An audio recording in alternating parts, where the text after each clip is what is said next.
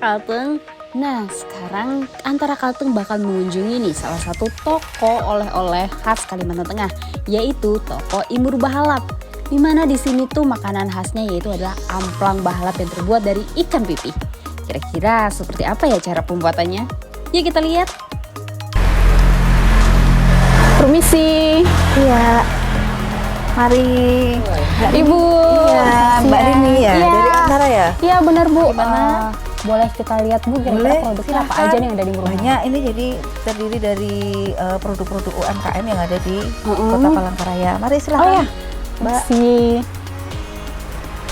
Nah, ini Mbak Rini produk-produk saya. Ini ada amplang. Amplang ini amplang ikan dari ikan pipih. Jadi Oh, ikan pipih itu ikan pipih. sungai yang memang adanya di Kalimantan Tengah. Kenapa nih Bu jadi memilih ikan pipih nggak ikan yang lain misal kayak gitu? Karena memang adanya hanya di Kalimantan Tengah. Jadi saya ingin menonjolkan bahwa ikan pipih ini memang asli dari Kalimantan Tengah. Oke. Ini tanpa bahan pengawet ya? Ini tanpa bahan pengawet, tidak ada micinnya, nggak ada. Nah, kalau untuk di sini nih Bu, apa nih produksinya yang diproduksi di dapur Ibu? Oh, kalau di dapur saya ada ini tadi ya, amplang. Kalau untuk mau lihat proses produksinya, Oh iya, bisa boleh. silahkan ke dalam, Oh ya, Mbak. terima kasih. Berarti Mari, ini mari. kita langsung ke belakang, lagi bikin ya di belakang Ya, ya? pas lagi di sini kebetulan karyawan-karyawan kami. Oh iya, Silahkan, permisi Mbak. ya. Yuk, silahkan masuk.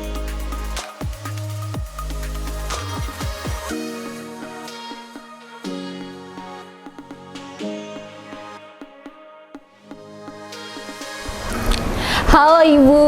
Halo. Permisi. Iya. Oh ini berarti proses pertama pembuatan amplang tadi ya? Iya, benar. Oke, ini dari tahap apa nih Bu? Kita mau buat, Mbak. Oke, ini ditimbang daging ikannya dulu ya? Iya. Ini giling sendiri atau gimana? Enggak, kami langsung Mbak dari pasar langsung sudah seperti ini, sudah dikeropkan langsung. Apa nih istimewanya dari ikan pipih dibanding dari amplang-amplang yang menggunakan ikan-ikan lain? Kalau amplang pipih ini kan modelnya nggak terlalu harus ribet Mbak. Jadi ikannya ini kan sudah halus, jadi langsung diolah. Ribetnya apa itu Bu? Ribetnya kalau ikan tenggiri kan dikerok dulu, habis itu kan masih keras-keras kayak gitu kan. Nah itu dicoper lagi supaya lembut kan dagingnya, baru bisa dibikin kayak gini. Oke, ini apa aja nih Bu sebelum dimasukkan ikannya nih apa duluan nih? Ini gula, terus penyedap rasa, garam, soda kue, Oh oke. tuh, sama bawang putih. Oh ini nanti iya, dicampur ke sini ya? Iya. Terus dikasih telur 1. Jadi ini kalau Antara Kalteng ternyata istimewanya ikan pipih, selain dia khas dari Kalimantan Tengah, dia juga nggak ribet. Jadi sekali kerok langsung jadi, nggak perlu lagi dicoper-coper atau digiling. Kita dikasih kesempatan nih untuk bisa mengaduk adonan amplang. Nah, untuk mengaduk adonan amplangnya itu ternyata langsung pakai tangan. Karena kalau pakai sarung tangan itu bisa lepas-lepas karena adonannya agak keras atau apa gitu ya. Pokoknya lengket-lengket gitu. Tapi sebelum kita mengaduk adonan, pastikan tangan kita itu higienis dan juga steril ya dengan mencuci tangan pakai sabun. Akhirnya adonan amplang pun aku kembalikan ke sang ahli. Bukan cuma karena pegelnya sih ya, tapi lebih ketakut kalau adonannya jadi gagal.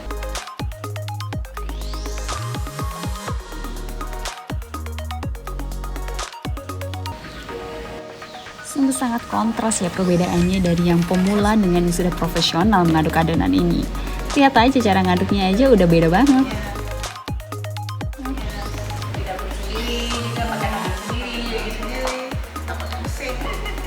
Iya makanya ngobrol-ngobrol siapa tahu kan ada durasinya nggak apa-apa.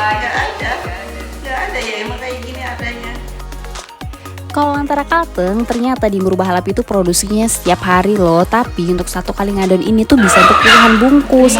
Makanya amplang bahalap ini itu tuh setiap harinya ready di Imur Bahalap. Jadi nggak bakal kehabisan. Kecuali kalau mesennya langsung rombongan ya. Bisa. Bude, ada anu lagi ya, Bude? Gunting lagi kan, Bude? Mbaknya mau nyobain gunting, Bude. Nah, jadi Jadi setelah proses pengadonan dulu tadi, ini adalah proses apa tadi Bu? Proses akhir ya, yaitu nyetak-nyetaknya pun kita pakai tangan kita sendiri dan kita cuci tangan aja setelah ngadon tadi. Oke, yang ini berarti yang saya potong yang Terus yang ini ya? ya. Satu-satu. Bisa mau satu mau dua bisa. Ukurannya seberapa? Ukurannya seperti ini, 1 cm. Segini ya? Ya.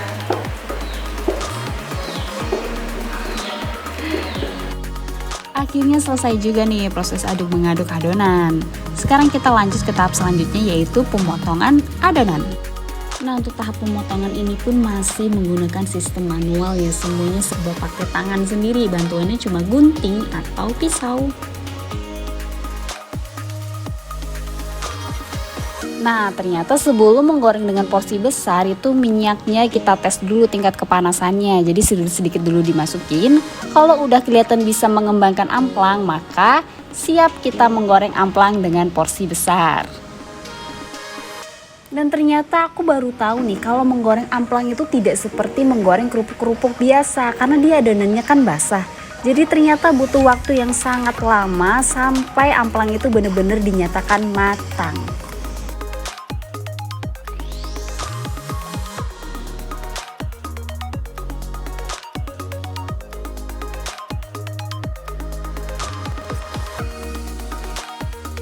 Nah, kayaknya ini satu-satunya proses yang menggunakan mesin ya. Jadi dengan mesin ini nanti itu akan mengurangi kadar minyak yang ada pada amplang sehingga waktu kita makan bibir kalian tidak akan merasakan minyak-minyak yang ada di amplang.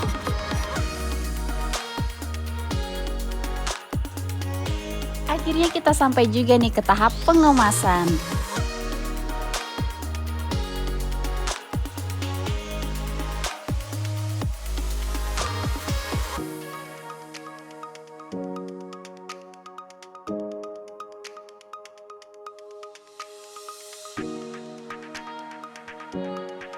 Nah, sembari kita menunggu proses ini selesai, kita akan bincang-bincang dengan Ibu Asro selaku pemilik Imur Balap. Perkenalkan, nama saya Asro Leilani Indrayanti. Saya mempunyai produk-produk seperti amplang, kerupuk kayak itu, sama abon, patin dan haruan dalam brand Bahalap. Jadi brand kami adalah Bahalap yang artinya baik atau bagus. Sejak tahun 2000 asal muasal saya menggeluti bidang usaha UMKM ini karena sejak tahun 2012 saya mendampingi salah satu mahasiswa kami memperoleh hibah. Jadi saya mendampingi setelah semakin berkembang saya juga ikut terjun ke kegiatan kewirausahaan karena saya juga sebagai pengajar, kebetulan saya juga mengajar mata kuliah kewirausahaan. Jadi, alasan Ibu kenapa tertarik dengan usaha ini dan sejak kapan? Jadi saya tertarik untuk meneruskan usaha ini karena seperti kita ketahui bersama ya, di sini banyak produk-produk lokal seperti amplang itu tapi berasal dari luar Kota Palangkaraya. Jadi ada produk seperti amplang itu dari Kota Baru, dari Kota Baru berarti Kalimantan Selatan, atau kalau enggak dari Kuku Macan dari Kalimantan Timur. Berawal dari rasa keprihatinan seperti itu ya, kalau kayak gitu bisa dikatakan prihatin ya. Kenapa kita nggak memunculkan produk yang memang produksi dari Kota Palangkaraya sendiri? Di samping itu saya kalau pulang atau kalau enggak teman-teman yang pulang ke atau kalau enggak melakukan perjalanan ke luar kota bingung apa sih yang ciri khas ini itu apa sih yang bisa dibawa dari Kota Palangkaraya, produk yang identik dengan Kota Palangkaraya. Kalau kendala itu mungkin di bahan baku seperti kemasan ya Mbak. Kalau kayak bawang putih itu nggak ada masalah ya. Cuma kalau saya selama ini mengalami kendala seperti di kemasan. Jadi kemasan untuk di Kota Palangkaraya seperti kota-kota yang di Jogja kayak gitu tuh nggak ada di sini.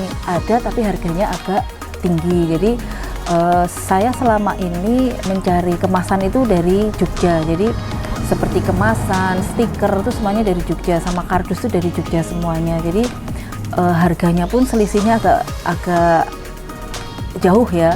Jadi kalau bahan kayak kemasan belum habis, saya sudah order dulu. Jadi seandainya masih perlu waktu 1 bulan, jadi saya order dulu. Kalau kemasan saya pesannya di Bandung, tapi kalau stiker saya pesannya di Jogja. Kalau kardus saya pesannya juga di Jogja. Jadi kalau saya kebetulan kan amplang ini kemasannya sudah digital printing ya, sudah bagus ya, ngikuti yang terkini ya, nggak seperti yang dahulu hanya plastik aja.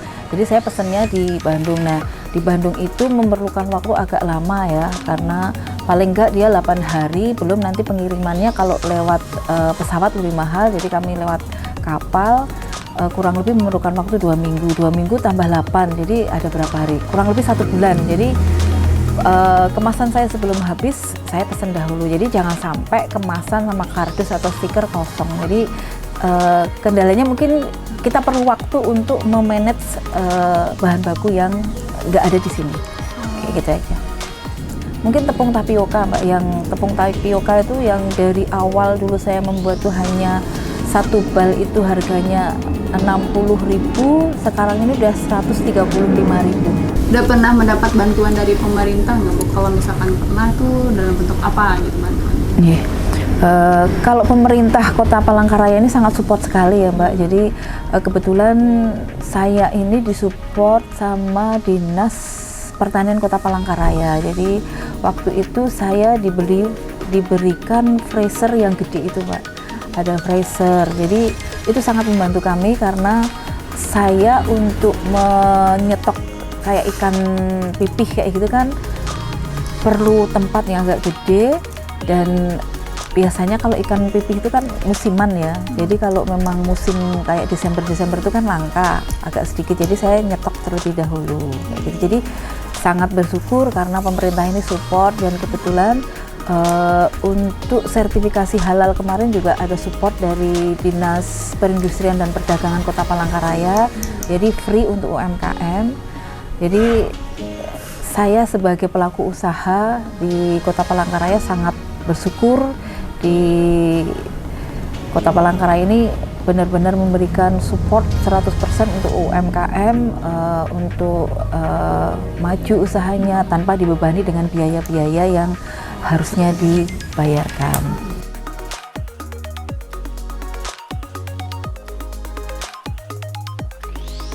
Kalau sebelumnya ada beberapa karyawan ya, ada sebenarnya mahasiswa yang ikut di sini, cuma kalau dia sudah lulus dia pulang ke daerahnya. Jadi kalau untuk sementara cukup dulu. Kalau yang amplang ini kan agak susah tuh, yang lama tuh yang goreng aja, yang di penggorengan. Jadi kalau memang pas pesanannya banyak, saya ada tenaga yang memang part-time kayak gitu, seperti itu. Nah, untuk sistem pemasarannya tuh seperti apa Bu? Dan produk ini sudah sampai mana? Ya, kalau pemasaran produk saya ini ada di Hypermart, ada di Indomaret, sama ada kalau di Hypermart ini ada Hypermart Sampet sama Hypermart Pangkalan Bun. Karena kebetulan kami ini ada kayak komunitasnya untuk Hypermart. Jadi ada beberapa produk kawan-kawan yang dimasukkan ke Hypermart, dan kebetulan saya dan Bu Heni sebagai pengelola yang ada di Hypermart, seperti itu. Yang terakhir, untuk omset penjualan per bulannya berapa? Kalau amplang ini mungkin dia omsetnya sekitar 10-an lah.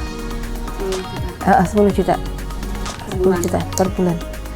Ini ada keripik klake. Jadi keripik klake ini karena tahu ya Mbak Dini ya, kalau klake itu memang asli dari sini ya, dari gambut ya. Jadi ini karena klake selama ini dibuat sayur supaya dia lebih awet dan punya nilai ekonomis yang tinggi, dibuat keripik klake. Jadi ini ada 3 rasa, ada rasa pedas, ada rasa original, dan ada rasa balado. Terus ini ada emping jagung. Jadi kebetulan Pulang Pisau ini kan banyak memproduksi jagung. Nah, ini salah satu UMKM-nya dia dibuat emping jagung. Ini enak, gurih ini Mbak. Ini semua produksinya berarti asli di Kalimantan Tengah? Ya, asli di Kalimantan Tengah semua bahan-bahannya pun dari Kalimantan juga? Asli lokal dari Kalimantan Tengah semuanya. Karena memang sebenarnya Kalimantan Tengah ini kan memang kaya sumber daya alamnya, jadi memang harus kita supaya dia mempunyai nilai ekonomis yang tinggi harus kita buat seperti ini ya. Jadi nanti bisa menjadi ikon juga, ciri-ciri khas di sini ya, di Palangkaraya mungkin identik dengan klake, dengan saluang, dengan amplang. Jadi kalau kita jalan tuh, oh nanti oleh-olehnya ini, seperti kayak di Jogja itu, Jogja kan ada terkenal yang dengan bakpia khasnya dan gitu ya. Nah, mungkin nanti Palangkaraya atau Kalimantan Tengah ada keripik klake, ada amplang, ada saluang yang memang asli lokal sini, bahan bakunya lokal sini. Nah, selain selain makanan nih Bu, apa aja nih yang dijajakan di Imru Bahalap ini? Ya, ini ada tas ya. Ini kebetulan ada tas-tas rotan. Tas-tas rotan ini dari Pulang Pisau juga. Oh, Dari Pulang Pisau. Ini diantarkan atau ngambil ke Kebetulan sana? saya kalau pas ke Pulang Pisau, saya ke pengrajinnya, saya ambil. Memang saya ikut membantu memasarkan. Oke, siap. Berarti Jadi ada ini kerajinan juga ya? Ada kerajinan juga. Ini ada VCO, ini minyak kelapa ini diproduksi di Pulang Pisau juga. Jadi kebetulan di daerah Bahaur ini banyak kelapa Mbak. Hari ini jadi ada salah satu pelaku usaha yang memproduksi VCO. Khasiatnya apa ini? Kalau VCO ini kan bisa untuk goreng. Tuh, digoreng. Oh, goreng terus makanan pun bisa. goreng makanan bisa. Biasanya kalau untuk tumis-tumis tuh pakai VCO ini sedikit, karena dia kalau minyak kelapa kan lebih bagus daripada minyak sawit ya. Jadi ini lebih sehat lah intinya kayak gitu. Kalau orang yang bisa untuk kesehatan tuh biasanya diminum Mbak. Oh, bisa diminum ya, minyaknya? di pagi hari diminum 2 sendok kayak gitu. Kesehatan. Ya, terus ini ada juga kebetulan ini ada ini dari Desa Sidodadi. Jadi di Desa Sidodadi itu ada singkong. Di sana kan banyak singkong. Nah, ini Pupuk apa ini namanya? Ini namanya rengginan singkong.